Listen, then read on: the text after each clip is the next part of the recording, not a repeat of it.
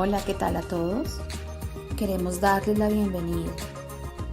En el día de hoy les hablaremos de los conceptos asociados a la teoría del productor y los factores presentes en el proceso productivo. Para avanzar en nuestros conocimientos, recordemos algunas definiciones.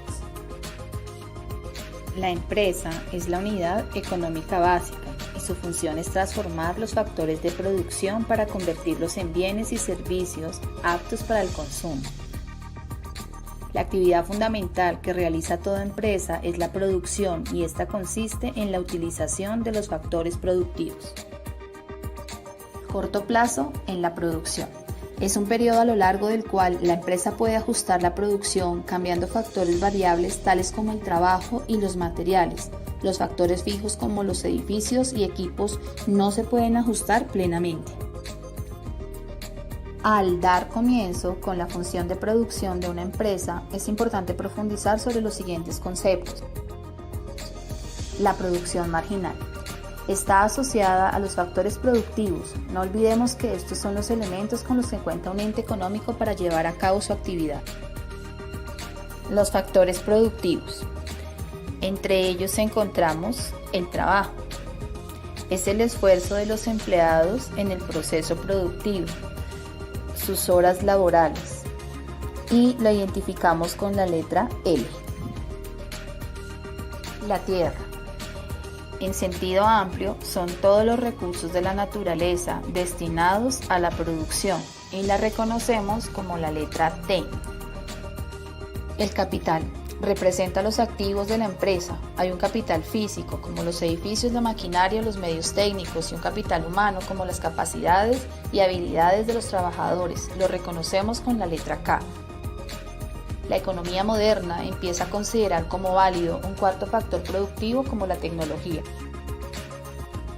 Ahora bien, cada vez que aumentamos en una unidad algún elemento de los factores productivos, dejando el resto igual, se puede generar un aumento de la producción. Ese aumento del volumen productivo es lo que se denomina productividad marginal.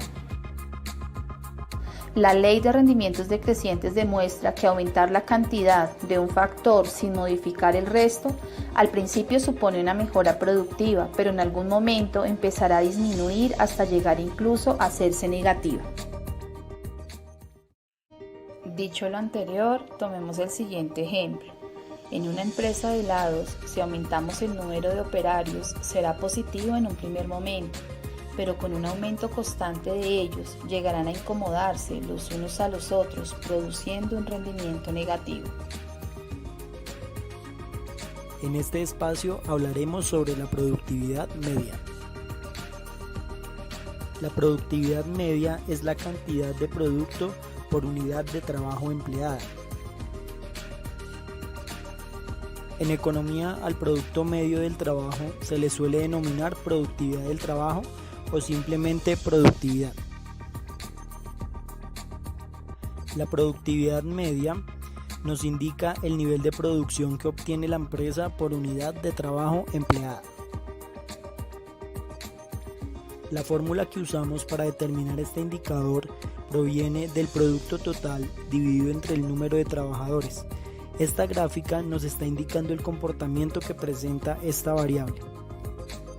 Tenemos como ejemplo una empresa productora de helado, tomando un segmento de 1 a 10 trabajadores. Para explicar más claramente cómo utilizamos dicha fórmula, tomamos 381 litros de helado y lo dividimos entre 4 trabajadores para obtener un resultado de 95 litros de helado como producto medio. Después de entender lo que es la productividad marginal y la productividad media, daremos inicio al análisis de la tabla de costos, tomando como ejemplo una empresa de helados. Los costes fijos los identificamos con las letras CF. Son los costes de los factores fijos de la empresa que no dependen del volumen de producción. En la tabla podemos evidenciar que si se vende o se fabrica, el coste fijo siempre será el mismo. Coste variable. depende de la cantidad empleada de los factores variables y por tanto del nivel de producción. Ejemplos de costes variables son la mano de obra y las materias primas, entre otros. En el ejemplo podemos ver que la materia prima usada en la elaboración del helado, a medida que la producción se incrementa, la compra de la materia prima debe aumentar. Coste total. Lo identificamos con la letra CT. Ellos son iguales a los costes fijos más los costes variables. Dando continuidad con la explicación de nuestra tabla de costos, en este momento vamos a hablar de los costos marginales y los costos medios fijos. El coste marginal es el aumento del costo total, donde dicho aumento se da por la producción adicional de una unidad de un ente económico. Se representa por la letra CM. En la siguiente tabla vemos unos ejemplos de coste marginal, donde cogemos el coste total y le restamos el valor anterior del mismo. Continuando con nuestra explicación, en este momento vamos a dar paso a la explicación del costo medio fijo. El coste medio fijo es la división que existe entre el coste total y las unidades de producción de un ente económico. En la siguiente tabla encontramos unos ejemplos de coste medio fijo, donde tomamos el valor del coste total y lo dividimos por las unidades de producción. Ya para finalizar el análisis que estamos haciendo del coste de producción, evidenciamos que los datos del coste variable medio y el coste variable total son el final de este ciclo. Coste variable medio. El coste variable medio lo podemos representar con las siglas CVME. Este es el coste variable dividido por el número de producción. Su fórmula es CVME igual a CB sobre Q. Ejemplo, tenemos 12 unidades producidas, estas las representaremos con la letra Q, y un coste variable de 25 que representamos con las letras CV. La ecuación quedaría así: CVME es igual a 25 sobre 12, lo cual nos da 2.8, así que podemos decir que el coste variable medio es de 2.8. En este ejemplo vemos que al producir 3 cantidades se genera un coste variable de 45. Teniendo en cuenta la explicación anterior, dividimos 45 en 3 para un resultado de 15, que sería nuestro coste variable medio para 3 cantidades. Este mismo proceso se realiza con las demás cantidades de producción y allí obtenemos el resultado del coste variable medio. El coste total medio se define como el costo total dividido por el número de unidades producidas. Se representa con las iniciales CTME.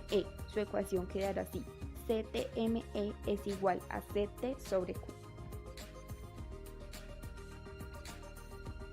Ejemplo, tenemos 22 unidades producidas, estas las representamos con la letra Q, y un coste total de 58 que representamos con las letras CT. La ecuación quedaría así: CTM es igual a 58 dividido en 22, lo cual nos da 2.63, así que podemos decir que el coste total medio es de 2.63. En este ejemplo vemos que al producirse en 8 cantidades se genera un coste total de 160. Teniendo en cuenta la explicación anterior, dividimos 160 en 8, lo que nos dará un resultado de 20, que sería nuestro costo total medio para 8 cantidades. Este mismo proceso se realiza con las demás cantidades para obtener el coste total medio. ¿Qué medida de desempeño entre la productividad marginal y la productividad media es la más relevante para medir la eficiencia de los trabajadores de cualquier firma? Consideremos los siguientes aspectos para dar respuesta a esta pregunta. La productividad marginal se asocia a un beneficio para la empresa, ya que aumentar la mano de obra puede llegar a producir más bienes o servicios y así tener mejores ingresos. ¿Pero será que siempre va a ser así? La respuesta es no, porque llegará un punto donde empiece a actuar la ley de rendimientos decrecientes. El aspecto es que al principio la productividad media y la marginal crecerán a medida que utilizamos más unidades del factor trabajo, y la productividad marginal estará por encima de la media, pero esto es lo que precisamente hará crecer la productividad media. Como explicábamos antes, más adelante llegará un momento en que la productividad marginal comenzará a descender por la ley de rendimientos decrecientes. Sin embargo, la productividad media seguirá creciendo mientras la productividad marginal sea más elevada.